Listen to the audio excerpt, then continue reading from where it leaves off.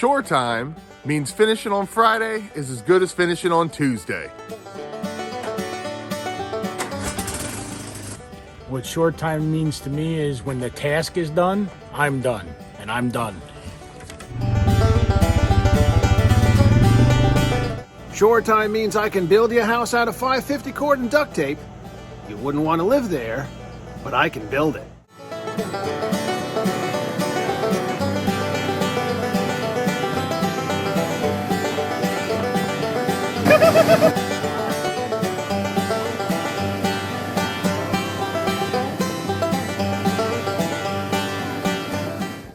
The Outboard rebuild project is just about done. And all that really remains is to put it back together, do the water pump and paint it, and I'm gonna put it on the market. So we don't sit idle here at Shore Time. I got that beauty in the background to turn into a bass boat. But before she becomes a bass boat, she has to get to the backyard and the workshop. She's 14 feet of aluminum with 4 bench seats. Count them, 4. That's going to be quite the project for us. And judging by how it's going, it already seems like quite the project just to get it off the trailer. Enter Grumpy Mike and Fishhead Curtis. They seem way too distracted by that pole to get the job done.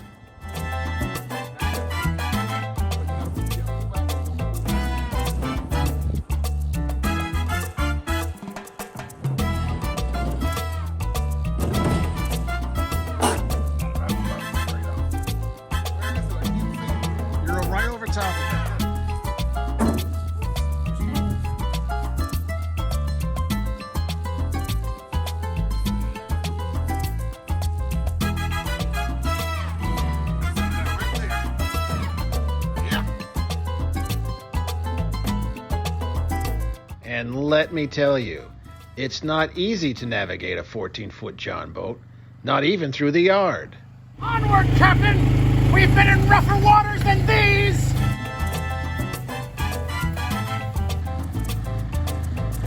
Take it easy, Swabby!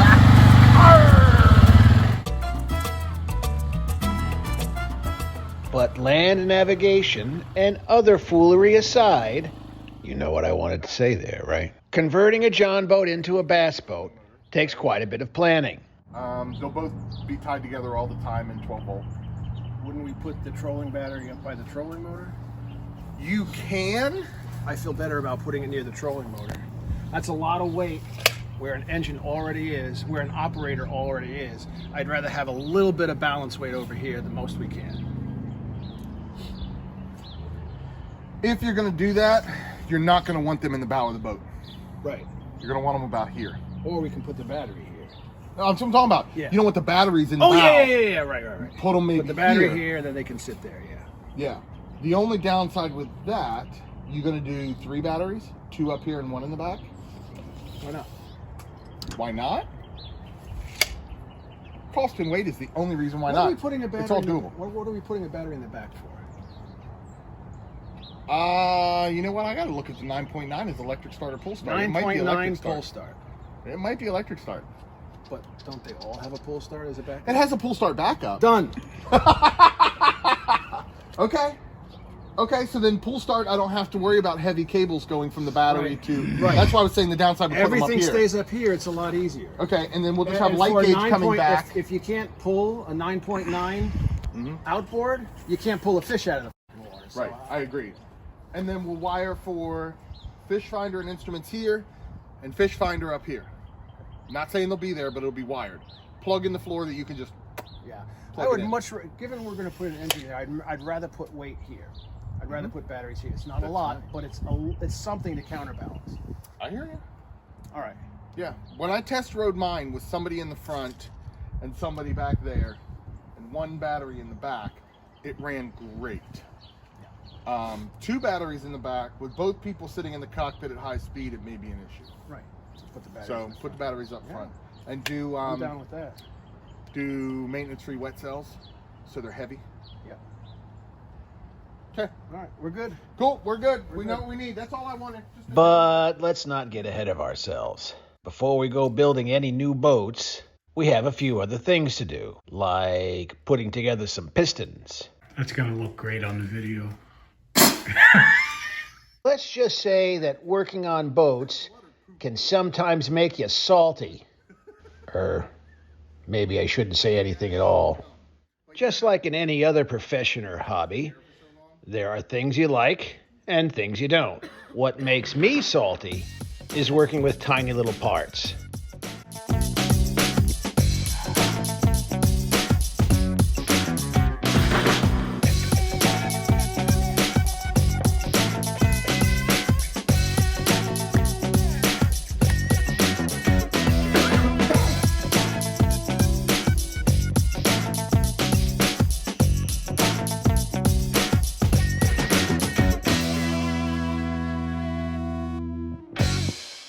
Roller bearings, spring-loaded O-rings, all that stuff is just not for me. Got it. This is Always why- shore time here at shore time. This is exactly why I wanted to do it inside. This is exactly why I wanted you to do it. Period. Jokes aside, flying spring-loaded O-rings aside, working with small stuff is just something you have to do as a mechanic. Those particular O-rings, for example, actually hold the wrist pin into the piston. Or in other words, they keep the engine from flying apart into separate parts.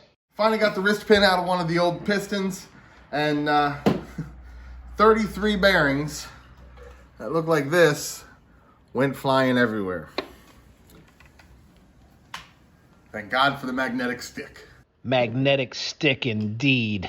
I feel like there's a joke in there somewhere about a lady metal robot and what she might have said.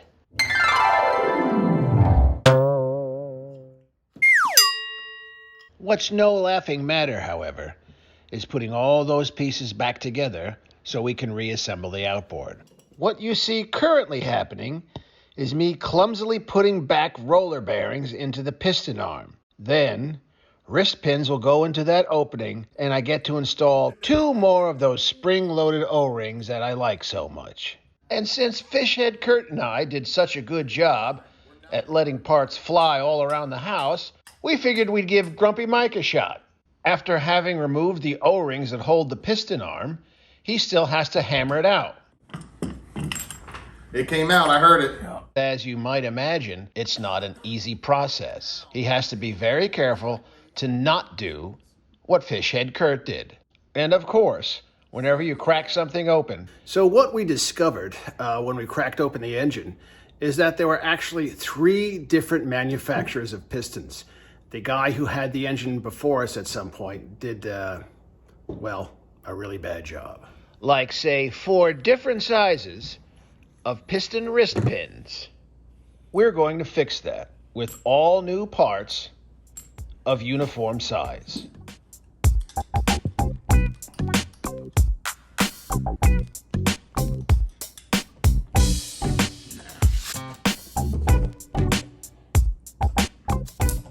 And there you have it, folks. New pistons, all ready to go to breathe new life into that outboard. But as the outboard gets new life, this episode comes to a close. Like, subscribe, and get notified, please.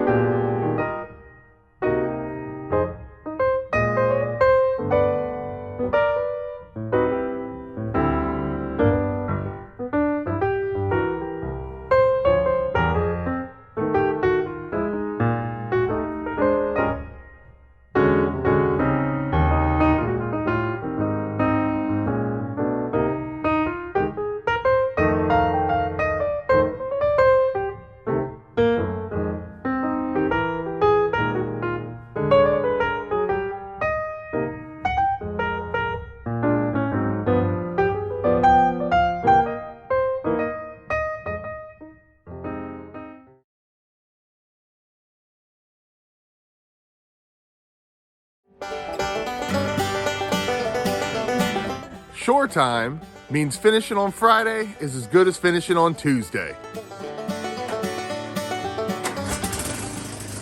What short time means to me is when the task is done, I'm done, and I'm done. Shore time means I can build you a house out of 550 cord and duct tape.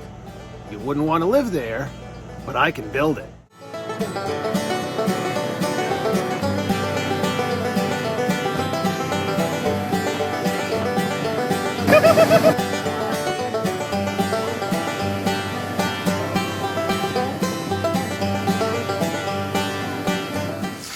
Faster. If you've seen a previous episode or two, this may look familiar to you. You may have also noticed that Curtis is going a lot faster than I did. That's not a mistake. What's actually happening is after you hone the cylinders, you need to cross-hatch them. Cross-hatching slightly scars the cylinder so that the oil left behind from the explosion allows the rings to season the cylinder. It's a crucial element. Yeah, that's absolutely perfect. The lines are at 30, which means where they cross, you get a 45-degree angle. Doesn't get better than that. Yeah.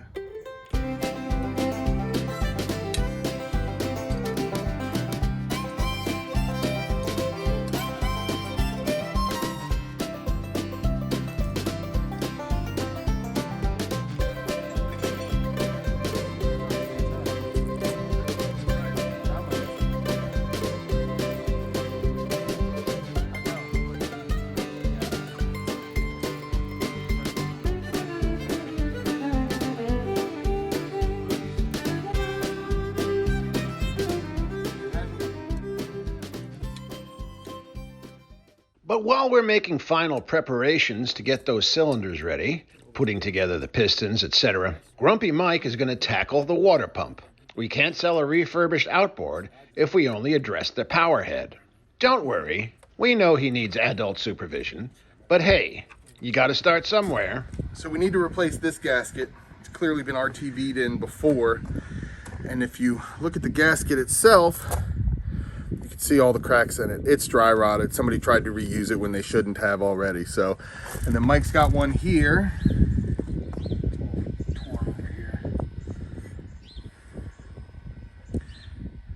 It's deformed. Not to toot my own horn, though I will toot Curtis. Yeah, never mind. The point is, Grumpy Mike is learning from 2 certified technicians so that he can avoid what we've discovered in this outboard so far. This drive shaft never comes out. So everything's got to come up off of that. That's what I was asking. Yeah. Can we take the whole thing out? You do not want to take that drive shaft out. We keep discovering problems as we break down the outboard. Bottom line is, whoever had this did not take care of it and really had no idea how to work on an outboard.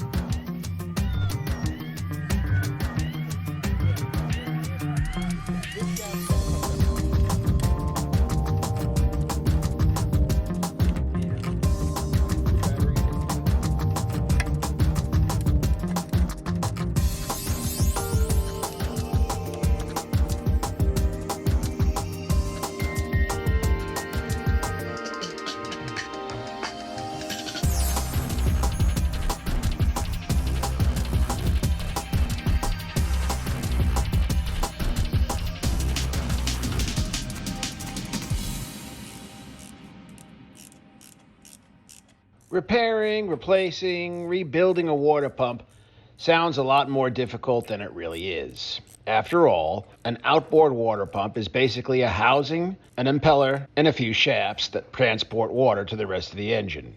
But while it's not exactly difficult, it's very meticulous and very time-consuming. If just one O-ring is slightly out of place, the outboard won't pee. And an outboard that doesn't pee is worse than the geriatric ward at a hospital where no one yeah. Anyhow, replacing the water pump on an outboard is not the time to fool around. You have to pay strict attention to detail. For example, Evan Rood actually has torque specifications for the bolts that hold the housing to the lower unit. And on an outboard water pump, You had better pay attention to those torque specifications, or again, it's simply not going to pee. But oddly enough, we're not talking about a lot of torque. It's really only about 5 to 7 foot-pounds. Putting that water pump back together is not time to fool around. So much shit that should go on film. I ain't worried about it. Dude, you know how much shit we did today that should not go on film? Well, that too. Like, the bolts? You ready, Mike? Yeah.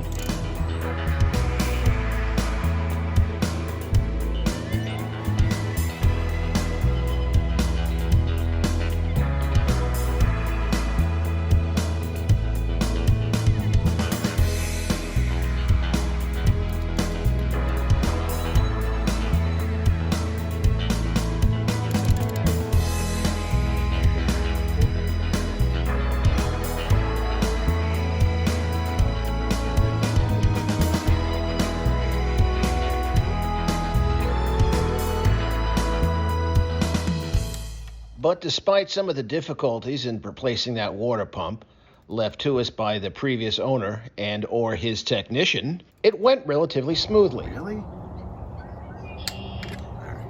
Which leads us back to the main event, the power head, and tapping in those pistons. To do that, you have to guide the piston arm through the main part of the engine. Not easy. Without specialized tools from the manufacturer, which costs hundreds of dollars, it really does take 2 technicians to do it right. Okay, stop.